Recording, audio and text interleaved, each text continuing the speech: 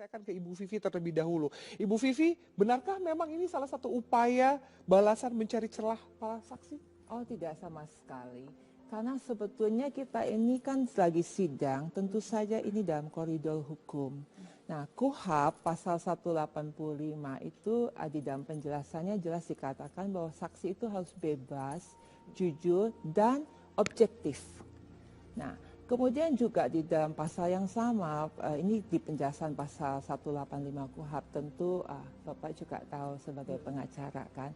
Nah, kemudian juga di dalam pasal tersebut dikatakan juga kehidupan saksi itu harus dilihat supaya diketahui bahwa saksi ini memang dapat dipercaya. Karena itulah kami diizinkan hakim untuk menggali setelah kami kemukakan pasal tersebut. Dan terbukti bahwa banyak sekali kejadian-kejadian yang sedikit aneh gitu, yang memang akhirnya kita patut mempertanyakan kredibilitas pada saksi itu. Mereka pasti sudah tidak objektif, mereka pasti sudah tidak jujur, dan mereka pasti sudah tidak bebas karena ada afiliasi dengan calon pasangan nomor satu. Oke, saya minta langsung silakan bagaimana respon Anda soal kalau saya pertama saya garis bawahi dulu ya bahwa akta itu kuasa hukum dalam saat mendampingi Habib Novel membuat laporan ya. Jadi saya mau coba nanti fokus ke Habib Novel ya. Novel Bamumin maksudnya ya? Iya. Jadi harusnya kuasa hukum daripada Ahok sendiri juga harus jujur juga ya kepada masyarakat bahwa saat ini ya, tadi persidangan itu baru masuk kepada pemeriksaan saksi pelapor ya. Jadi bukan saksi fakta peristiwa-peristiwa yang terjadi. Yang namanya saksi pelapor itu melaporkan suatu peristiwa hukum. Apakah peristiwa hukum itu tindak pidana, nanti penyidik yang melakukan pemeriksaan. Kalau dia tindak pidana, ditentukan siapa tersangkanya. Dan sekarang sudah terbukti tersangkanya Ahok.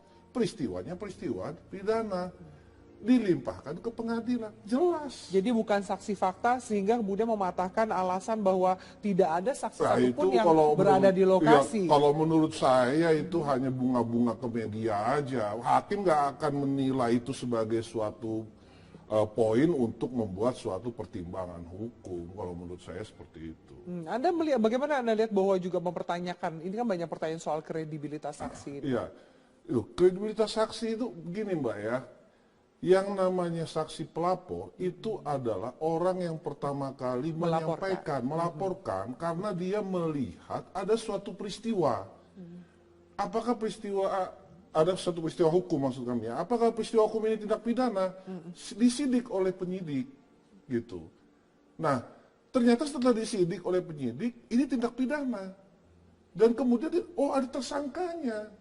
Gitu. Jadi jelas ini. Jadi jangan dulu masuk yang melebar-melebar, jadi jangan dibohongilah masyarakat Indonesia. Cukup ditanya kepada saksi pelapor ini, peristiwa hukum apa, kan gitu, bagaimana Anda bisa melaporkan ini? Sebenarnya simpel-simpel aja kok. Semudah itu Ibu Vivi? Ya tidak begitu. Orang melaporkan harus ada motifnya. Untuk apa dia melaporkan satu peristiwa? Apakah dia mengalami langsung, mendengar langsung, melihat langsung? Ternyata dalam kasus ini, Pak Novel khususnya ya, kalau kita bicara, dia ini sedang memberikan satu keterangan yang sama sekali tidak akurat. Bagaimana orang yang tidak akurat memberikan keterangan tentang pekerjaannya saja? Dia itu bekerja 3 tahun loh di Pizza Hut. Dan pada waktu... Ini Anda berarti mengangkat soal yang menjadi viral juga. Oh iya, tentu saja. Contohnya begini, ini orang yang mengaku bekerja 3 tahun. 3 tahun, bukan waktu yang sedikit. Kemudian pada waktu sidang itu ditanya, BAP-nya dibaca enggak? Ada perubahan enggak? Enggak, udah. Tetap sama, setuju dengan BAP-nya. Tanda tangan. Tanda tangan paraf setiap halaman, ya. Kemudian Nah, belakangan kita baru tahu ini menuduh pihak kepolisian nih. Polisi juga pasti sudah kualifikasi. Karena setiap orang yang BAP kan dia harus baca dulu ada koreksi atau tidak. Sampai dia sebut itu polisinya sudah tua katanya. Mau Makanya, pensiun. Mau pensiun, makanya salah ketik gitu. Nanti itu bukan urusan saya lah ya. Tapi terus kemudian, bagaimana dia juga bilang Pak Ahok itu goblok sekali. Pizza Hut ini dari Itali katanya gitu. Padahal pizzanya dari Itali, tapi Pizza Hut sendiri itu perusahaan dari Amerika. Sekarang begini, orang yang kerja 3 tahun saja tidak bisa menggambarkan secara jelas data perusahaannya bagaimana orang yang mendengar video cuma sekian detik. Lalu menyimpulkan, lalu memberikan laporan, padahal dia nggak ada di Kepulauan Seribu. Udah gitu, yang paling celakanya, dia mengaku, bagaimana ini saya bisa bilang ini keterangan memberikan ini di bawah sumpah loh Mbak. Ya, di bawah sumpah nih. Anda mau masuk soal advokat itu? Bukan, saya masih mau masuk ke laporan BAP-nya dia. Dia di bawah sumpah. Itu ada sanksi pidananya, tidak boleh memberikan keterangan palsu. Apa keterangan palsu yang Anda maksud? Oh jelas sekali, dia bilang dia melakukan pelaporan atas sekehendak umat se-Indonesia. Oke, baik. Dan kita tanya, loh orang Pulau Seribu bukan umat Islam se-Indonesia? Dia bilang, iya Pulau Seribu umat Islam tapi mereka orang awam. Kemudian kita tanya lagi, yang dimaksud dengan umat Islam se-Indonesia apa? Yang tersinggung apa? Oh semua orang awam akan tersinggung dengan pidato Pak Basuki. Jadi ini sangat kontradikting. Satu sisi dia bilang orang Kepulauan Seribu itu adalah orang-orang awam sehingga mereka tidak lapor. Kemudian di satu sisi dia mengatasnamakan umat Islam se-Indonesia yang tersinggung. Baik. Ibu Vivi, saya kemudian note soal background. Iya. Kemudian juga soal statement di bawah sumpah, saya minta tanggapan sebentar Ibu Vivi. Satu lagi, saya minta tanggapan Pak Isar, supaya ini saling bersambung. Jadi begini, ini kelihatan lagi bunga-bunga bahasanya. Tidak, ini ada di BAP Pak. Saya jelasin, Ibu jelasin saya diam. Betul. Saya kawanta, jadi saya jelasin dulu, ini biar orang Indonesia tahu gitu loh. Jadi bahwa ya yang namanya manusia Indonesia, warga negara Indonesia, kalau dia mengetahui ada suatu peristiwa hukum yang diduga itu tindak pidana, kewajibannya untuk melapor. Kita melihat mayat di pinggir jalan yang ada tertusuk misalnya apa, itu diduga ada tindak pidana, lapor polisi, wajib, jangan lari, kan begitu. Tapi soal background ini saya minta tanggapan Anda. Saya teruskan, terus lagi masalah background tulisan Pizza Hut, bunga-bunga, apakah itu ada poin? Nggak ada poin, nggak ada poin. Anda tidak melihat bahwa itu poin bahwa kemudian background dari seorang menceritakan latar belakangnya secara jujur saja tidak bisa terlantis secara jujur di BAP? Itu kan sudah dibilang type error biasa Mbak. Kalau yang namanya BAP di persidangan, kalau kita mau ini nggak cocok, kita type error, perbaiki. Tidak setuju, cabut. Biasa di persidangan. Jadi itu kasih tahu masyarakat, itu hal yang biasa. Bukan sebuah kebohongan. Bukan suatu kebohongan. Faktanya nih, yang dilaporkan sampai ke pengadilan. Betul kan? Yang disangkakan jadi terdakwa. Faktanya betul. Berpegang pada di situ. Oh iya jelas. Baik, Pak Isar, saya juga dan Bu Vivi, saya mengajak Anda dan juga pemirsa untuk melihat statement berikut ini. Nih, saya kasih lihat dulu ya. Tahun 92 sampai 95 bekerja di Pizza Hut, FITSAHATS. Ini saksi atas nama Habib Novel. Ya, itu statement dari Ahok, dan kita lihat satu lagi statement dari pihak Novel Bamumin.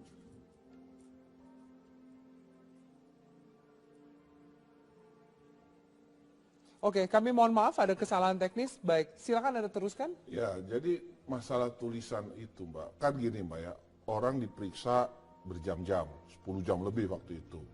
Ya, kita tanya diketik penyidik. Memang kita dikasih kesempatan untuk mengoreksi. Ya mungkin kelewatan, itu nggak masalah. Yang penting maksud dan tujuannya adalah itu benar. Kerja di Pizza Hut, benar maksudnya Pizza Hut. Salah ketikan, Biasa kita salah ngetik. Jadi sudah diklarifikasi memang kerjanya di Pizza Hut. Memang gitu di Pizza Hut itu, Mbak, ya saya kasih tahu. Jangan kata orang kerja di Pizza Hut. Mantan perampok jadi ustadz, bagus. Kita akui daripada jadi mantan ustadz. Enggak, kami tidak kemudian melihat bahwa ini mantan perampok, tapi kemudian ini kita menguji kembali dengan dia mengakui di dalam BAP bahwa dia kerja di Pizza Hut, dia terbuka. Dia ngakunya di Pizza Hut, Pak, bukan iya, di Pizza Hut. Iya, maksudnya kan itu Pizza Hut. Banyak Mbak orang cadel nanti kalau gitu gimana jadi masalah. Orang cadel kan banyak juga kan bisa bilang R. Oke. Jadi hal-hal yang simple, sederhana, kita cari ke fokusnya aja.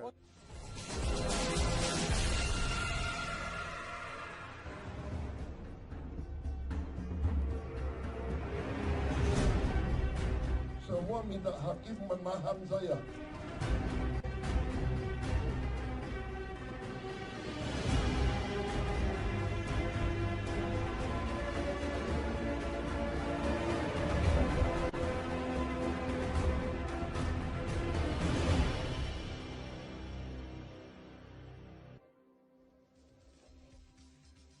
Baik, Bu Vivi tadi Anda katakan Anda mau membuktikan sesuatu, silakan saya beri waktunya. Ya, begini, pada waktu di dalam sidang, ya, kelihatan sekali Habib Novel ini penuh dengan dendam sama Pak Ahok. Bahkan di dalam itu justifikasi Anda sendiri. Bukan, Anda punya bukti ini di sidang. Dan dia bilang begini, saya itu direkayasa sama Ahok sehingga saya masuk penjara, dia bilang. Kemudian ada 2 orang mati karena Ahok. Ini di dalam sidang di bawah sumpah. Dan kemudian dia terang-terangan mencaci maki Pak Ahok di dalam sidang itu juga. Jadi kelihatan sekali dan dia akhirnya kita flashback kenapa? Oh rupanya dia itu demo Ahok dulu. Jadi dari dulu pun dia tidak pengen Ahok jadi gubernur. Dia tidak mau Ahok dilantik menjadi gubernur. Jadi sudah ada flashback, itu kan bukti bahwa dia nggak bebas. Bahwa dia memang punya agenda politik, dia tidak pengen Ahok jadi gubernur. Nah salah satu caranya gimana? Laporin Ahok aja penistaan agama. Terus dia bilang jelas pidatonya Ahok. Nah jangan lupa, pidato Ahok itu di Kepulauan Seribu, tadi saya ulangin lagi kan. Dia bilang ini orang, saya bilang Bapak tadi melapor, kita tanya nih, atas nama umat se-Indonesia. Lah orang Pulau Seribu umat Indonesia bukan Islam. Iya, tapi orang awam. Nah sekarang orang awam mana? Kalau agamanya dihina. Terus dia balik lagi, orang awam se-Indonesia tersinggung dong agamanya dihina. Makanya lapor. Nah pertanyaannya ini bolak-balik nih saksinya. Orang ke Pulau Seribu dibilang orang awam beragama Islam. Pak Ahok ngomong 1 jam lebih, habis itu buka 3 termin untuk wawancara. Iya tanya jawab, nggak ada yang marah, ya kan? Nggak yang tersinggung. Kemudian ternyata apa poinnya bahwa ini berkaitan dengan kredibilitas saksi, Bu Vivi? Ya jelas sekali kredibilitas saksi ini punya agenda politik. Dia kan angkat ketua FPI jadi gubernur tandingan. Jadi dia udah nggak seneng dengan Pak Ahok sejak awal, mana bisa dianggap jujur dan objektif lagi. Muatannya adalah seperti itu. Syarat di KUHAP ya, saksi itu harus bebas, jujur dan objektif. Oke. Ya, jadi ini lagi saya bilang justru sekarang kelihatan bahwa beliau ini punya emosional hubungan dengan terdakwa. Harusnya sebagai penasihat hukum kita bicara dengan koridor hukum aja, nggak usah bawa ke pribadi, ya kan? Anda menyinggung karena Ibu Vivi adalah adik kandung dari... Ya saya nggak bilang gitu, terserah aja lah ya. Saya sih cuma melihatnya. Poin Anda apa sih Pak? Poinnya karena jelas juga karena tadi dikatakan dikatakan juga kesimpulan itu yang saya bilang, kesimpulan dia dengan mengatakan tadi itu, gitu loh. Kenapa? Bahwa kita udah nggak usah ribet-ribet lah, nggak usah susah-susah. Ya, ini saksi pelapor yang melaporkan ada suatu peristiwa hukum. Peristiwa hukum ini diduga tindak pidana yang ternyata memang tindak pidana dan sudah ada tersangkanya. Jadi nggak usah susah-susah. Menurut Anda muatan politis pribadi personal itu? Nggak ada politis, Mbak. Nggak ada politis. Justru kita jadi ngeliat politis. Apa jaminannya ini tidak ada muatan politis bagi Ahok? PH-nya Ahok ini pengurus partai banyak. Ada P3, ada dari macam-macam. ya kan, dari PDI, PDIP, ya segala macam. Jangan-jangan ini justru pengacara-pengacara Ahok membawa ini ke ranah politik. Kenapa? Kok gusur gaya narik-narik hal-hal politik? Bicara hukum, di persidangan bicara hukum, fakta hukum. Ini saksi pelapor. Cari dasarnya dia melapor suatu peristiwa. Benar nggak itu peristiwa? Jadi nggak usah bawa ke politik. Tapi gimana mau kita bilang begitu, Mbak? Justru Ahok mengumpulkan tim pengacara yang berasal dari orang-orang partai. Itu persoalannya. Oke, kita jeda. Kami lanjutkan sesaat lagi. Tetaplah bersama kami di Prime Talk.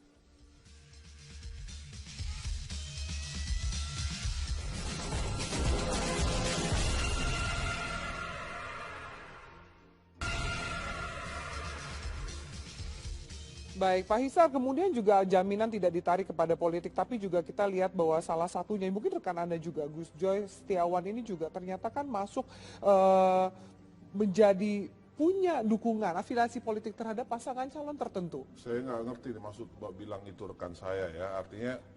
Saya catat, silakan Anda klarifikasi. Ya, Anda adalah... bagian dari advokat Cinta Tanah Air dan kemudian juga ini juga bagian dari Koalisi Advokasi Rakyat. Rekan Anda, Novel Bamumin, adalah Wakil Ketua Advokat Cinta Tanah Air. Sama-sama menjadi saksi kemarin. Adakah kaitannya itu? Dengan Gus Joy? Tidak ada kaitannya. Oke, saya klarifikasi. Jadi mereka gini, klien kami itu melaporkannya sendiri. Tidak bersama-sama dengan saksi yang lain, apalagi dengan Gus Joy. Kita juga nggak tahu Gus Joy berencana melaporkan atau tidak. Mbak, kita ini orang pertama yang membuat laporan itu Habib Novel. Kita nggak pernah berpikir akan ada pelapor-pelapor lain, gitu loh. Kita hanya melihat bahwa Habib Novel ada dapat data, kita lihat upload videonya di Pemprov DKI punya akun, kita coba pelajari dari sisi hukum. Kita menduga ini perbuatan hukum, lapor. Tidak pernah berkomunikasi dengan saksi lain, termasuk juga Gus Joy Setiawan tidak pernah berkomunikasi. Untuk membuat laporan, tidak. Tidak pernah. Untuk membuat laporan, tidak. Sama-sama dipanggil saksi juga pernah berkomunikasi? Bahwa sama-sama dipanggil saksi di kasus yang sama, pernah berkomunikasi? Kalau komunikasi dalam hal apa nih ya? Kalau saya ditanya, saya nggak pernah komunikasi dengan Gus Joy. Oke, Anda kenal Novel Bamumin? Anda jadi kuasa hukum Novel? Oh iya, jelas. Orang saya penasehat akta, saya penasihat advokat Cinta Tanah Air, ya jelas saya kenal saya kenal dengan Novel Habib Noya, dengan Novel, saya kenal dan kebetulan waktu lapor itu juga akta sebagai penasihat hukumnya, saya kenal sama dia, tapi Gus Joy tidak. Kebetulan dari akta ya, saya juga mau tanya Anda, kemudian salah satu Gus Joy saya angkat, ini juga perlu diklarifikasi, ternyata belum mendapat sumpah profesi keadvokatan, itu juga ditanyakan oleh Ibu Vivi. Bisakah orang yang belum disumpah advokat melakukan praktek dan kemudian bagaimana kredibilitas ormas yang dipimpinnya, ternyata ketumnya juga belum disumpah profesi. Saya minta tanggapan Anda secara pribadi. Kalau secara pribadi ya, saya advokat itu dinyatakan sebagai advokat kan kalau udah lulus ujian advokat, ya dia bisa berpraktek kalau sudah disumpah, gitu. Jadi Mbak tinggal ambil kesimpulan aja. Untuk menjadi seorang advokat, dia harus ikut kursus, dia harus magang selama 2 tahun, dan dia harus ujian advokat lulus. Kalau dia mau berpraktek harus disumpah. Harus disumpah. Udah, selesai. Ini Bu Vivi juga angkat. Iya, tentu saja. Akta kan dulu tuduh saya. Sampai acara kirim-kirim surat. Jadi kan ketahuan sumbernya kan. Dulu saya diserang bahwa saya ini notaris. Dan saya nggak punya izin gitu. Padahal saya sudah disumpah tahun 97 nih. Gitu. Tapi ya sudahlah itu. Makanya ini udah penuh fitnah, udah penuh dengan rekayasa. Nah, kemudian ditanya, apakah semua orang yang dilaporkan? Ya, ini kan nuansa politiknya jelas. Al-Maida ini udah dikupas jauh-jauh sebelumnya. Kalau Pak Ahok ini nggak calon gubernur, ya tentu ini tidak akan jadi masalah. Tapi karena dia calon gubernur, ini menjadi masalah. Dan kelihatan jelas sekali, kita bicara ini koridor hukum. Ya, kita bicara koridor hukum, tadi saya udah ulang-ulang bahwa saksi itu harus jujur, bebas, dan objektif.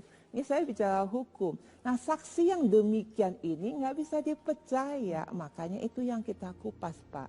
Bagaimana orang yang jelas-jelas pembenci, pendendam, udah bilang Pak Ahok tuh bunuh 2 orang loh. Dan Pak Ahok yang masukin dia ke penjara. Dan ini di dalam sidang. Dan dia jelas-jelas menunjukkan kebenciannya. Nah, jelas dia sudah punya motif nggak benar dong waktu mau laporin Pak Ahok. Kira-kira begitu kan. Nah, kemudian saya saksi yang lain, Gus Joy. SD, SMP, SMA lupa. Masa orang sekolahnya tahun berapa nggak inget jadi saksi pelapor. Gitu kan. Terus kemudian dia mendukung pasangan calon nomor 1 kasih deklarasi. Nah tujuannya apa dia melapor? Anda tetap bersikukuh bahwa ini penuh dengan muatan politis. Dan kemudian dia juga ngapain melakukan penipuan atas identitasnya sendiri. Kalau saya difitnah oleh saudara Akta di sini yang bilang saya bukan pengacara. Wah, ini bahaya. Sebentar. Bahaya ini. Silakan Pak Isar, Anda tanggapi. Sampai ini. masukin Boleh, surat ya Pak. jadi begini. Katanya saya bukan pengacara. Begini, saya ini justru bahaya bahasa ibu nih. Sebentar, kita fokus juga, kita kan juga mau mengukur kredibilitas dari saksi supaya kualitas dari sidang Ahok ini dengan sebaik-baiknya. Jangan ditarik, saya minta tanggapan Anda sesuai dengan koridor. Silakan. Betul, justru itu tadi dibilang. Kita ngirim surat ke pengadilan karena pada sidang pertama, Ketua Majelis Hakim mungkin kelupaan menanyakan sesuai sidang biasanya. Kan pengacara tahu kan, ditanya mana kartunya, mana sumpahnya, kan gitu kan. Kemarin sidang pertama tidak. Padahal itu banyak pengacara. Biasanya tanya kelupaan. Kita kirim surat mengingatkan Majelis Hakim. Karena apa? Karena berdasarkan data dari kita lihat di media sosial, kita bilang ada notaris? Iya, jadi patut diduga berdasarkan berita itu notaris. Jadi tolong dicek kartunya semua. Jadi kita bukan menfitnah, salah loh Bu. Jangan bilang begitu. Justru ibu yang harus klarifikasi kalau ada berita ibu itu dituduh notaris. Ya kan ibu jadi jangan nuduh fitnah Akta. Justru bisa kita balikan. Bapak dan Ibu, boleh kita tarik, kita bicara soal sidang Ahok yang kemarin seperti apa. Lalu apa jaminannya bahwa tidak ada unsur politis dan memang ini fair, peradilan juga akan berjalan sebaik-baiknya. Begini, kita harus menghargai apa yang sudah dilakukan dengan susah payah oleh pihak kepolisian.